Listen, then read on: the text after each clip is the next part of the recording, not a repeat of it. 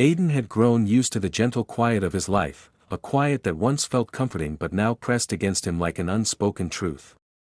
He and Mia shared a home built on years of habit rather than passion, and though he cared for her deeply, their conversations had become thinner with each passing month. They occupied the same space, yet their worlds barely touched. Aidan often wondered when the distance had begun, whether it arrived slowly, like fog seeping through a window, or whether it had always been there, waiting for him to finally notice. On a warm Thursday morning, Mia moved around the kitchen with the swift, distracted efficiency she had mastered over the years. She spoke about meetings and deadlines, her voice soft but distant. Aidan listened, nodding where he should, trying to ignore the faint ache in his chest. She wasn't cold, just preoccupied, yet her preoccupation had become so constant that he no longer remembered the last time they had spoken with genuine excitement. As she hurried out the door with a tired smile, Aidan stood alone in the quiet apartment, wondering why her absence felt no different from her presence. Later that afternoon, Aidan volunteered at a community safety workshop hosted at the local rec center. It was the kind of event he enjoyed. Structure and purpose steadied him when his personal life felt uncertain. He signed in, accepted a pamphlet, and took his place among the small gathering. That was when he first saw Lucas, an officer standing near the entrance, greeting attendees with a calm, attentive expression. Lucas had a presence that made the crowded room feel strangely centered. He wasn't loud or commanding, he simply listened, truly listened, to whoever approached him. When Aidan stepped forward to ask a question about the schedule, Lucas turned his full attention toward him as though nothing else in the room existed. It startled Aidan, not because the interaction was unusual, but because of how unfamiliar it felt to be regarded with such focus. "I'm Lucas," he said, shaking Aidan's hand with a warm, steady grip. "If you need anything during the session, just let me know." The simplicity of the offer lingered in Aidan's mind long after their handshake ended. Throughout the workshop, Aidan found himself observing Lucas with a curiosity he couldn't quite explain. Lucas moved with quiet intention, answering questions, adjusting equipment, and offering guidance with patience that never seemed rehearsed. His uniform gave him structure, authority, but there was a softness beneath it, a sincerity that drew Aidan in before he realized he was watching. During a break, Aidan stepped outside to get some air. The heat had risen quickly, the afternoon sun pressing down on the pavement. Lucas followed a moment later, removing his cap and wiping his forehead with the back of his hand. He unfastened the top of his uniform jacket, revealing a simple t-shirt beneath. The gesture was casual, practical, yet to Aidan, it felt like witnessing a moment Lucas rarely showed, the man beneath the uniform, unguarded and human. "You good?" Lucas asked, noticing the faraway look in Aidan's eyes. Aidan blinked, startled by how quickly Lucas seemed to read him. "Yeah," he replied, though the word felt small and insufficient. "Just needed a break from the crowd." Lucas leaned against the railing beside him, maintaining a comfortable distance. "Crowds can be overwhelming. I get that.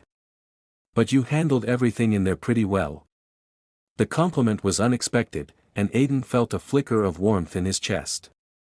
"Thanks. I'm not always great in big groups."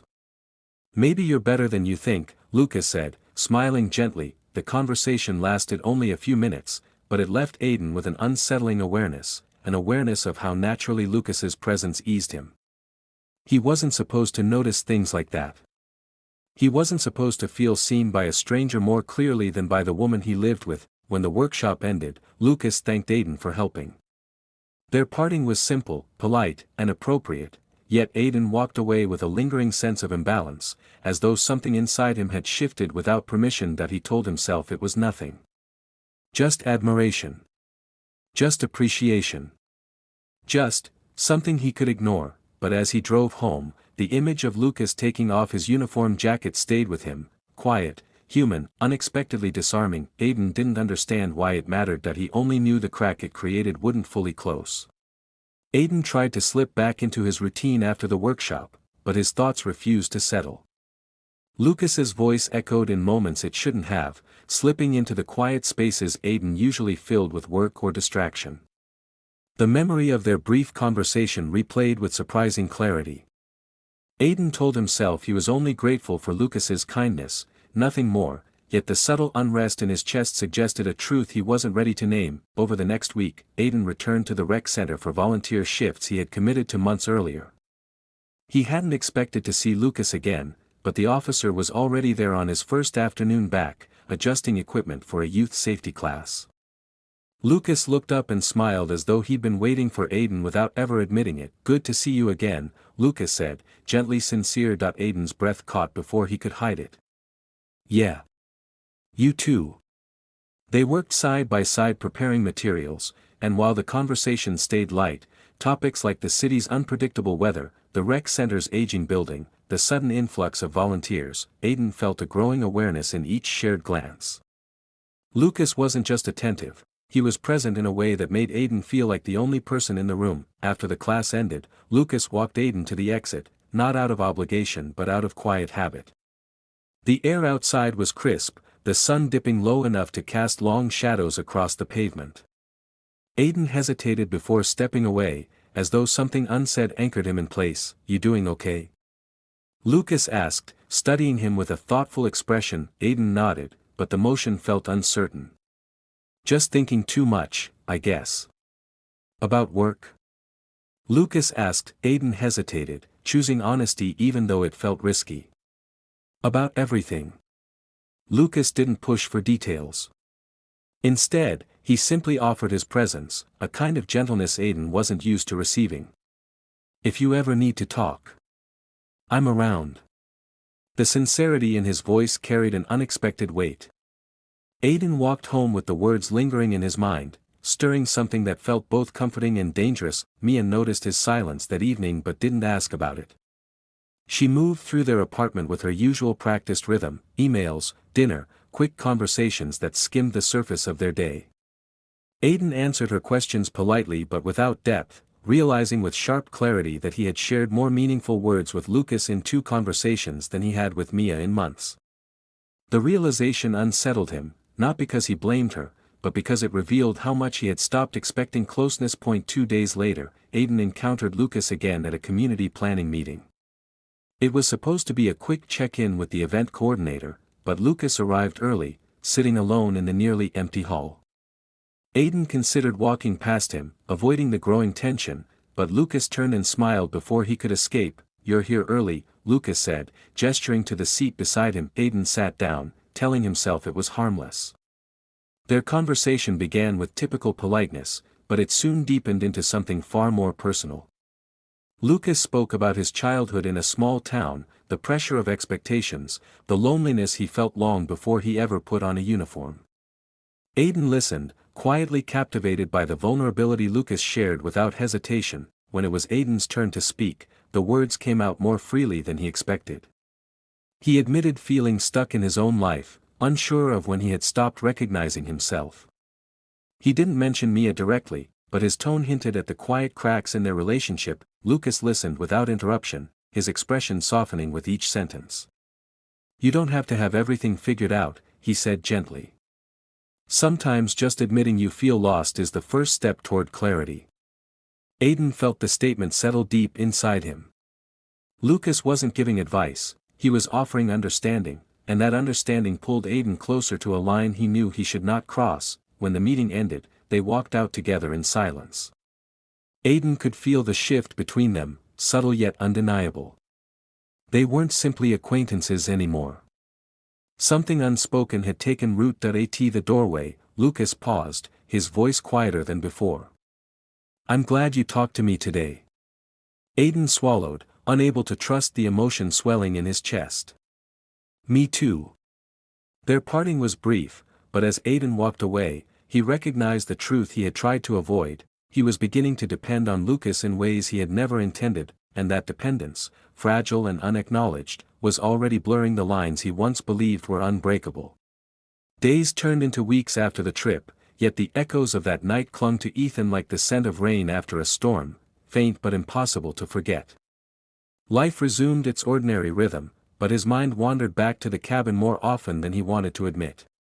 Every detail replayed in quiet fragments: the candlelight on Noah's face, the tremor in his voice, the space that had opened between them. Ethan tried to bury it beneath routine. Work filled his days, exhaustion filled his nights. Yet, in rare moments of stillness, the silence returned, that same silence they'd shared beside the lake. It wasn't guilt that haunted him. It was longing mixed with the ache of uncertainty, the question of what if that refused to fade. One evening, as he walked home through the soft glow of city lights, his phone buzzed. A message from Noah: "I've been thinking about the trip. Can we talk?" Ethan stopped mid-step. He read the message twice before replying, "Yes." "When?" "Tonight. Same cafe we used to go to near the park." By the time Ethan arrived, the sky had darkened, and a light drizzle blurred the reflections in the street. The cafe was nearly empty, its windows glowing gold against the gray evening. Noah sat at a corner table, his hands wrapped around a steaming cup. When their eyes met, the unspoken weight of everything between them filled the room again. Noah smiled faintly. "I wasn't sure you'd come." "I wasn't sure either," Ethan admitted, taking the seat across from him. For a moment, neither said anything. The hum of distant conversation and the clatter of dishes filled the quiet between them. Then Noah took a slow breath. "I need to say this," he began, his voice low but steady. "That night at the cabin. I wasn't drunk, and I wasn't confused. I meant what I said." Ethan's heart thudded. He looked at Noah carefully, the familiar eyes, the honesty written across his face. "You don't have to explain," he said softly. "I do," Noah replied. "Because it wasn't fair to leave it like that. You deserve to know what I felt, and what I still feel." Ethan's throat tightened. He had prepared himself for distance, not honesty. "Noah, you know what this means," he said quietly. "We can't," "I know," Noah interrupted gently. "We can't change who we are to each other. But pretending none of it mattered doesn't make it disappear." The truth of it hung in the air between them, sharp, fragile, undeniable. Ethan looked down, his fingers tracing the rim of his cup. He could feel the same conflict rising again, the heart wanting one thing, the mind insisting on another. "Finally," he said, "maybe what happened wasn't meant to turn into something else. Maybe it was just meant to show us who we are." Noah's expression softened. "And who are we, Ethan?" Ethan exhaled slowly. "People who felt something real, but in the wrong time, the wrong way. And maybe that's enough." Noah smiled sadly. "Maybe it is." They talked for another hour, not about love, but about life. About how moments sometimes matter more than outcomes. About how connection doesn't always require a name. The conversation was tender, honest, and clean of the weight it once carried. When they finally stood to leave, Noah hesitated at the door. "You ever think about that night?" "Every day," Ethan said simply. "But I think about it differently now." "How so?" "I used to see it as a mistake. Now, I see it as a mirror." Noah nodded, his eyes glistening. "Then I guess it taught us both something." "It did," Ethan said. "It taught me that love, any kind of love, only matters if it makes you more honest." Outside, the drizzle had turned to mist. They walked together for a few steps before their paths split. Noah paused, offering one last quiet smile. "Take care of yourself, Ethan." "You too, Noah." Ethan watched him disappear into the fog, the world around him soft and quiet. There was no sadness in the goodbye, only understanding. What had once been confusion had become clarity. That night, as Ethan returned home, the city lights seemed brighter, the air lighter. He realized that closure doesn't always come with distance, sometimes it arrives in the simple act of telling the truth. He sat by his window, listening to the faint hum of the street below, and whispered to himself, "Some stories don't end where love fails, they end where truth finally begins." And with that, Ethan finally felt free, not from Noah, but from the silence that had kept him captive for